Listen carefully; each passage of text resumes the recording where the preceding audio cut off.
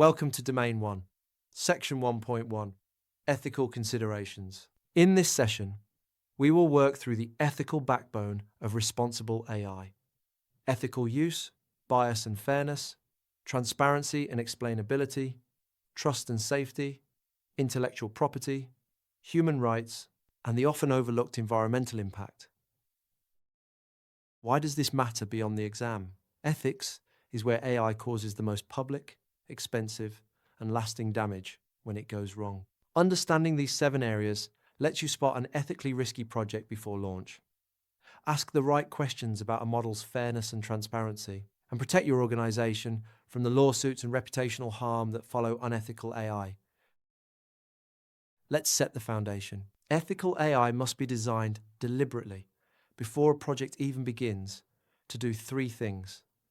It must minimize bias and ensure fairness. It must be transparent and explainable. And it must promote trust and keep both people and data safe.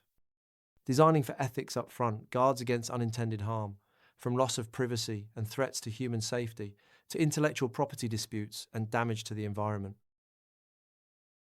The first area is ethical use, which is the overarching principle. It means building and applying AI in ways that align with society's core values, promote social good, and minimize harm. An AI that fails these 3 tests simply should not be built. Ethics should be reviewed early as part of the risk assessment and woven into change management. A helpful tool here is the Ethical Impact Assessment, defined by UNESCO, which evaluates an AI system's design, development, and deployment, and is performed both before release and afterward for every new solution and every significant change. The second area is bias and fairness. AI must be free of bias to stay fair, yet it often absorbs and even amplifies the biases hidden in its training data. The United States National Institute of Standards and Technology identifies 3 categories. The first is systemic bias, which comes from institutional practices that quietly favor some groups over others.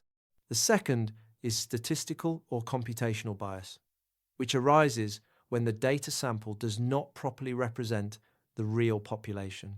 And the third is human bias, the mental shortcuts and systematic errors in human judgment. Let me make those concrete with fresh examples. A systemic bias is like a worn path across a lawn. If a hiring model learns only from a company's past choices that historically favored one group, it keeps everyone walking that same path.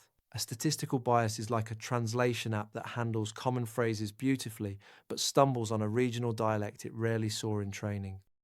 And a human bias shows up when 2 people word the same request differently and get very different answers, or when we lean too hard on the first figure we hear, which is called anchoring.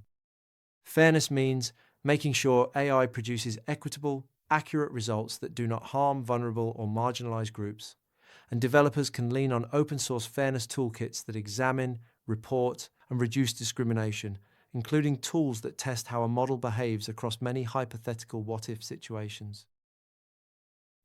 The third area is transparency and explainability. AI should be open enough that users can understand how a decision was made and check that it is valid.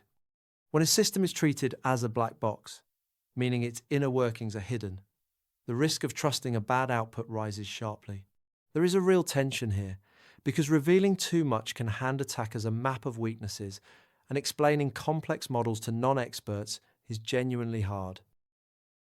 Transparency is achieved mainly through clear documentation covering the model's name, purpose, risk level, training data, assumed biases, fairness metrics, and a contact point. Explainability answers one core question: how did the system arrive at this result? And one practical way to deliver it is to cite the sources behind an output. The fourth area is trust and safety. A trustworthy AI performs as designed without producing harmful outcomes, operating reliably, ethically, and securely. When trust breaks, organizations often abandon the system entirely, and that is expensive once you count the money already sunk and the ongoing costs. The stakes climb sharply when AI touches the physical world. Picture an autonomous delivery vehicle or a warehouse robot. A malfunction could injure someone, and ultimately, the organization that built the system carries the liability. That is why risk must be assessed thoroughly and real controls put in place to protect people and data. The fifth area is intellectual property. Protecting the rights of those who own data or creative work is a major concern, and the unauthorized use of copyrighted material to train models has already triggered lawsuits from creators whose work was used without permission.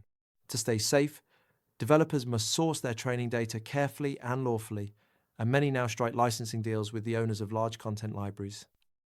A second twist is ownership of the output itself. It is still genuinely unclear who owns AI-generated content, whether that is the user, the developer, or the owners of the training data, so organizations must address intellectual property squarely in their policies. The sixth area is human rights.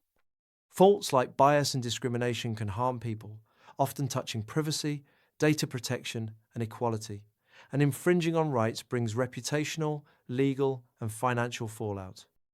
Under the European Union's AI Act, any AI judged high risk requires a fundamental rights impact assessment, which examines how the system could affect people's fundamental rights, how it will be used, and how harm will be reduced, all measured against the European Union's Charter of Fundamental Rights.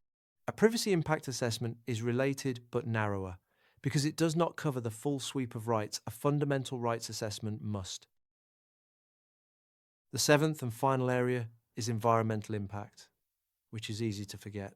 AI is hungry for computing power, driving demand for more data centers and more energy. A single generative AI request can use many times the electricity of a simple web search, and in some regions, data centers are on track to consume a striking share of national power. The footprint goes further.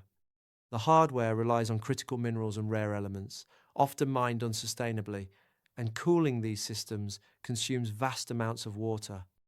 In response, more than 190 countries have adopted non-binding recommendations on the ethical use of AI. And while dedicated environmental laws are still thin, developers should proactively make their algorithms more efficient and push for standard ways to measure AI's environmental cost. Let's bring it all together. Ethical AI is designed from the start to minimize bias, stay transparent, and keep people and data safe. Across 7 areas, we covered ethical use, anchored by an ethical impact assessment, the 3 categories of bias and the meaning of fairness, transparency through documentation, and explainability through cited reasoning, trust and safety with its physical world stakes, intellectual property on both inputs and outputs, human rights and the fundamental rights impact assessment, and the growing environmental footprint of AI. You now have a complete map of AI ethics. Every important topic and idea from this session is covered in the multiple choice questions on RooCloud.com. Before you move on to the next session, work through the chapter-wise questions there, because wrestling with them is what turns understanding into exam-ready recall. Practice first, and then move forward with confidence. Thank you for watching, and I will see you in the next episode.